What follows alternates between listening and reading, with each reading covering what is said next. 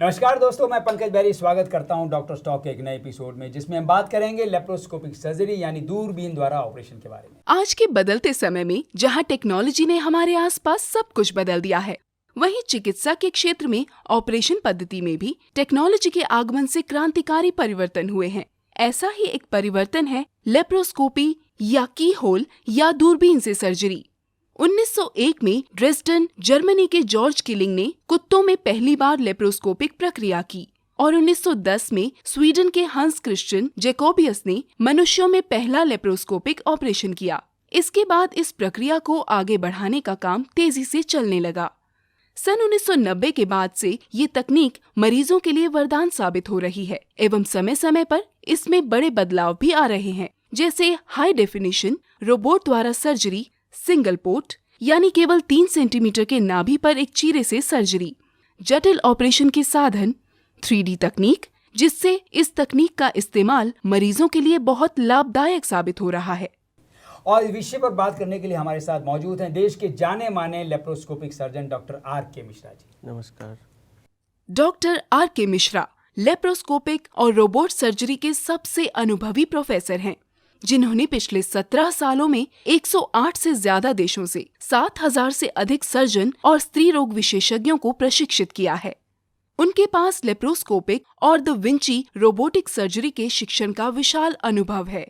वो TGO university में minimal access surgery के प्रोफेसर हैं और यूनिवर्सिटी कार्यक्रम शुरू करने के अपने प्रयास को 9 वेल्स हॉस्पिटल और मेडिकल स्कूल UK में सर एल्फ्रेड कुशियर के साथ शुरू किया गया था।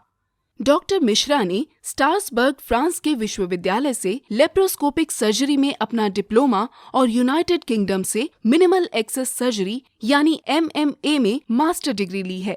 यूनाइटेड किंगडम में अपने काम के दौरान डॉक्टर मिश्रा ने लेप्रोस्कोपिक सर्जरी के कार्य प्रदर्शन में सुधार के लिए optimum shadow casting illumination technique की खोज की है और उनका शोध अब 11 लेप्रोस्कोपिक उपकरण कंपनियों द्वारा आदर्श छाया कास्टिंग टेलीस्कोप बनाने के लिए उपयोग किया जाता है। हमारा आज का विषय है अपेंडिक्स। अपेंडिक्स आज के समय में हर चौथे व्यक्ति को हो जाती है। इसमें डाइजेशन के लिए अच्छे बैक्टीरिया जमा होते रहते हैं। इसके कारण आपको इन्फेक्शन, कब्ज, सूजन आदि हो जाती है। आमतौर पर ये स्थिति 10 से 30 वर्ष की आयु के बीच होती है। अपेंडिक्स के मुख्य लक्षण पेट दर्द, पेट फूलना, बुखार आना, जीभ में सफेद परत जमना, कब्ज की समस्या, उल्टी आना, भूख न लगना, पेट संबंधी बीमारी है। लेकिन अब अपेंडिक्स को लेप्रोस्कोपी या दूरबीन से ऑपरेशन की विधि के द्वारा आसानी से ठीक किया जा सकता है। अगर अनुभवी लेप्रोस्कोपी सर्जन से ये प्रक्रिया कराई जाए तो अपेंडिक्स की समस्या को पूरी तरह ठीक किया जा सकता है। क्या होती है ये बीमारी अपेंडिक्स? दूरबीन से ऑपरेशन करके कैसे इलाज किया जा सकता है अपेंडिक्स का? इन सब सवालों के जवाब हम डॉक्टर साहब से लेंगे, लेकिन उससे पहले मैं तमाम दर्शकों को कहना चाहता हूं कि अगर उनके मन में इस दूरबीन ऑपरेशन को लेकर के या अपेंडिक्स को लेकर के कोई भी सवाल आ रहे हैं तो फ़ोन उठाइए, हमें फ़ोन कीजिए। आपके हर प्रश्न का सवाल देने के लिए डॉक्टर साहब यहाँ पे मौजूद हैं। आपकी हर समस्या का समाधान इस कार्यक्रम में अवश्य किया जाएगा। डॉक्टर साहब, मेरा पहला सवाल लेप्रोस्कोपिक सर्जरी यानी दूरबीन से ऑपरेशन के बारे में है। मैं बहुत जिज्ञासु हूँ ये जानने के लिए, क्या है ये लेप्रोस्कोपिक सर्जरी, कैसे होती है? लैप्रोस्कोपिक सर्जरी एक पद्धति है जिसमें हम लोग दूरबीन से ऑपरेशन करते हैं। Lap means abdomen and scopy means seeing inside the abdomen. तो ट्रेडिशनल सर्जरी में पेट को काट के खोलना पड़ता था। लैप्रोस्कोपी में एक छोटा सा सुराख करके हम लोग दूरबीन अंदर डालते हैं और उससे किसी भी ऑपरेशन को किया जा सकता है और अपेंडिक्स को भी काफ़ी आसानी से रिमूव किया जा सकता है। अपेंडिक्स एक वेस्टिजियल ऑर्गन है बॉडी का। जनरली एनिमल्स में इसका यूज़ है क्योंकि उसमें कुछ बैक्टीरिया होते हैं जो कि विटामिन्स बनाते हैं एनिमल्स में, खासकर हर्बीवोरस एनिमल्स में, जो जैसे गाय है, भैंस है और कैटल्स हैं उसमें। लेकिन आदमी में इसका कोई यूज़ नहीं है और कभी कभी वो इन्फ्लेम्ड हो जाता है, उसमें इन्फेक्शन हो जाता है और ऐसे कंडीशन में वो कभी कभी जानलेवा साबित होता है। पहले अपेंडिक्स के ऑपरेशन के लिए पेट को काटना पड़ता था और अगर अपेंडिक्स ख़राब हो गया है तो उसको काट के निकालना पड़ता था। लेकिन अब लैप्रोस्कोपी से बिना काटे हुए छोटे से छेद से अपेंडिक्स का ऑपरेशन संभव है। बहुत बेहतरीन टेक्नोलॉजी है ये। दोस्तों, अगर आपके मन में भी कोई सवाल आ रहे हैं तो तुरंत फ़ोन उठाइए, हमें फ़ोन कीजिए। आपके हर प्रश्न का जवाब इस कार्यक्रम में अवश्य दिया जाएगा। डॉक्टर साहब यहाँ पर मौजूद हैं, सवाल कीजिए, प्लीज़ सवाल कीजिए। आपकी हर समस्या का समाधान इसी कार्यक्रम में आपको दिया जाएगा। डॉक्टर साहब, बहुत से लोगों ने मेल किया है, सवाल पूछना चाहते हैं, करना चाहते हैं, लेकिन एक सवाल मेरे मन में है, वो ये है कि अगर दूरबीन टेक्नोलॉजी से ऑपरेशन किया जाए अपेंडिक्स का, तो कितना वक्त लगेगा और पेशेंट को कितना वक्त अस्पताल में रहना पड़ेगा? उसकी रूटीन लाइफ का क्या होगा, मतलब कितने दिन के बाद वो अपनी रूटीन लाइफ में आएगा? और सबसे बड़ा सवाल, कोई साइड इफ़ेक्ट है इसका क्या? लैप्रोस्कोपी से अपेंडिक्स का ऑपरेशन करने में करीब 30 मिनट का टाइम लगता है सर्जन को, और पेशेंट उसी दिन वापस जा सकता है।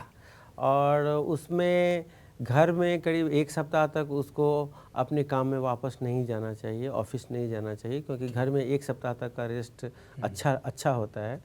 It also depends upon the type of work. अगर पेशेंट सीडेंट्री वर्कर है तो 2-3 दिन में ही जा सकता है, लेकिन अगर वो कुछ भाग दौड़ वाला काम करता है तो 1 सप्ताह तक घर में रेस्ट करने के बाद वो वापस अपने काम को रिज्यूम कर सकता है। जहाँ तक साइड इफ़ेक्ट का सवाल है, तो साइड इफ़ेक्ट लैप्रोस्कोपी में ओपन सर्जरी की तुलना में काफ़ी कम है। ओपन सर्जरी में अपेंडिक्स के ऑपरेशन से इन्फेक्शन का चांस ज़्यादा होता है। जहाँ पर ऑपरेशन किया गया है उस जगह पर इंसिजनल हर्निया होने का डर रहता है, क्योंकि ढेर सारे टाँके पड़ते हैं, कुछ टाँके खुल सकते हैं और हर्निया हो सकता है। उसके बाद पेशेंट को कभी कभी रिकरेंट अपेंडिसाइटिस भी होता है, रेसिडुअल अपेंडिक्स छूट जाने के कारण। लेकिन लैप्रोस्कोपी में चूँकि दूरबीन से करते हैं तो वो मैग्नीफाइड व्यू होता है, वो करीब 20 से 40 गुना बड़ा दिखता है मॉनिटर पर जिस ऑर्गन को हम लोग ऑपरेशन करते हैं। तो आजकल टेक्नोलॉजी इतना एडवांस हो गया है, खासकर आप देखते हैं HD technology, high definition, ultra high definition technology, उसमें हल्का सा भी इन्फ्लामेशन हो अगर अपेंडिक्स में तो वो दूरबीन से दिख जाता है और उसको हम काफ़ी सरलता से और काफ़ी कुशलता से निकाल सकते हैं। इसलिए हमारे हिसाब से साइड इफ़ेक्ट भी ओपन सर्जरी की तुलना में काफ़ी कम है। दोस्तों, दूरबीन से ऑपरेशन की अहमियत को समझ गए आप? आपके मन में कोई सवाल है तो फ़ोन उठाइए, नंबर नीचे हैं, हमें फ़ोन कीजिए और डॉक्टर साहब से उसका जवाब पाइए।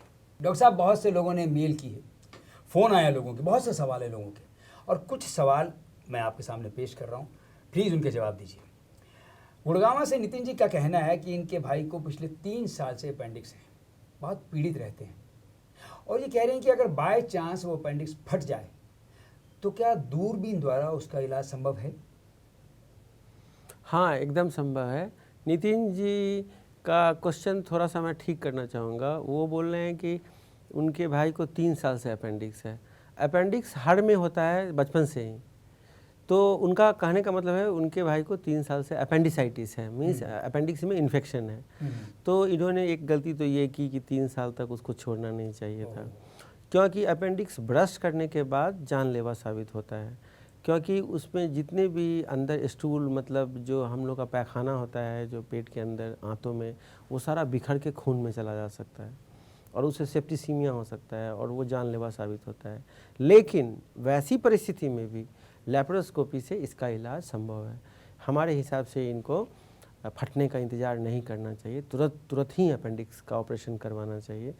और अगर फट भी जाए तो भी लैप्रोस्कोपी से अच्छा इलाज होगा, क्योंकि लैप्रोस्कोपी में एक सक्शन इवैक्यूएशन सिस्टम होता है, जिससे हम लोग पूरे पेट में हर एक कोने में जहाँ कहीं भी गंदगी फट करके ब्रश करके चला गया है उसको हम लोग इरिगेट करके सक करते हैं। जैसे वैक्यूम क्लीनर होता है, वैक्यूम क्लीनर से आप सारा सक कर लेते हैं हर एक जगह की गंदगी को, हर एक कोने के गंदगी को, पर्दे की गंदगी को, हर एक जगह जा सकता है। जहाँ हाथ नहीं पहुँच सकता है वहाँ भी वैक्यूम पहुँच सकता है। उसी तरह से लैप्रोस्कोपी में वो सक्शन से हम लोग सारा फटे हुए अपेंडिक्स के गंदगी को साफ़ करके और उसको ठीक कर सकते हैं। इससे पहले कि मैं डॉक्टर साहब से अगला प्रश्न पूछूं, मैं एक बार फिर से याद दिलाना चाहूँगा, अगर किसी दर्शक के मन में किसी भी तरह का कोई भी सवाल है तो फ़ोन उठाएं और हमसे बात करें। उनकी समस्या का समाधान इसी कार्यक्रम में आपको मिलेगा। डॉक्टर साहब, अगला सवाल है नोएडा से सारिका जी का। ये कहती हैं कि इनके बच्चे की उम्र मात्र 5 साल है, उसे अपेंडिक्स है। अभी जानना चाहती हैं क्या इतने छोटे बच्चे का ऑपरेशन भी दूरबीन से किया जा सकता है? 5 साल तो बहुत ज़्यादा उम्र हो गया। इवन 5 महीने के बच्चे को और इवन 5 दिन के बच्चे का ऑपरेशन दूरबीन से संभव है।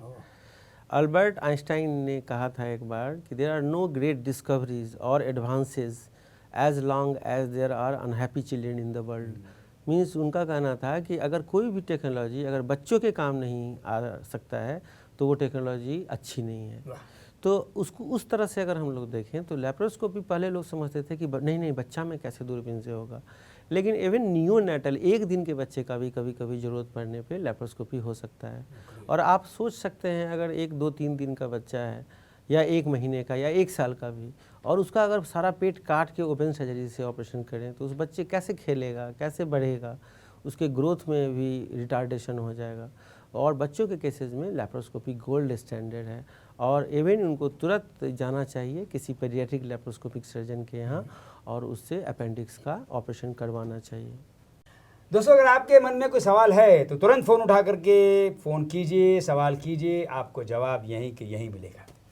डॉक्टर साहब, मेरे मन में एक सवाल उठ रहा है, वो ये है कि अब ये टेक्नोलॉजी हिंदुस्तान में नई नई आई है ना, हर जगह पे उपलब्ध भी नहीं, तो लोग शायद ये समझते हैं कि इसके द्वारा इलाज बहुत महंगा होगा। आपका क्या कहना है? नहीं, ऐसा नहीं है। लेप्रोस्कोपी से इनिशियल सर्जरी कॉस्ट थोड़ा सा महंगा ज़रूर है, क्योंकि चूँकि नई टेक्नोलॉजी है और इम्पोर्टेड इक्विपमेंट्स होते हैं उसके, तो इनिशियल सर्जरी चार्ज थोड़ा ज़्यादा है, लेकिन बेड चार्ज कम है, रूम चार्ज कम है, हॉस्पिटल स्टे कम है, नर्सिंग चार्ज कम है। पेशेंट 1 दिन में ही घर जा सकता है और कुछ ही दिन में अगर छोटा बच्चा है तो वो स्कूल जा सकता है, उसको रेस्ट लेने की ज़रूरत नहीं, वो खेल सकता है बाहर जाके तुरंत। तो अगर ओवरऑल बेनिफिट देखें लेप्रोस्कोपी का तो ओपन सर्जरी से ये काफ़ी सस्ता है और इसका कोई साइड इफ़ेक्ट भी नहीं है। जैसे ओपन सर्जरी में ढेर सारा इन्फेक्शन होना, हर्निया होना, प्लस एब्सेस होना, ये सब का साइड इफ़ेक्ट होता है। लेप्रोस्कोपी में वो साइड इफ़ेक्ट भी नहीं है। तो इस हिसाब से लेप्रोस्कोपी में फ़ायदा ही फ़ायदा है ओपन सर्जरी की तुलना में। बहुत बढ़िया।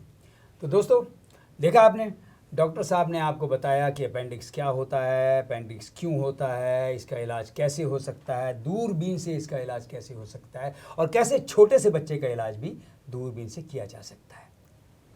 तो आपके मन में अगर कोई सवाल आ रहा है और अगर आपको लगता है कि अब तो कार्यक्रम खत्म हो गया, सवाल कैसे करें, तो घबराने की कोई बात नहीं है।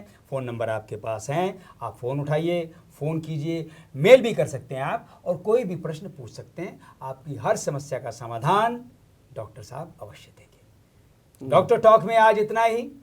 अगले एपिसोड में एक नई बीमारी के बारे में बात करेंगे। तब तक के लिए टेक केयर, गुड नाइट,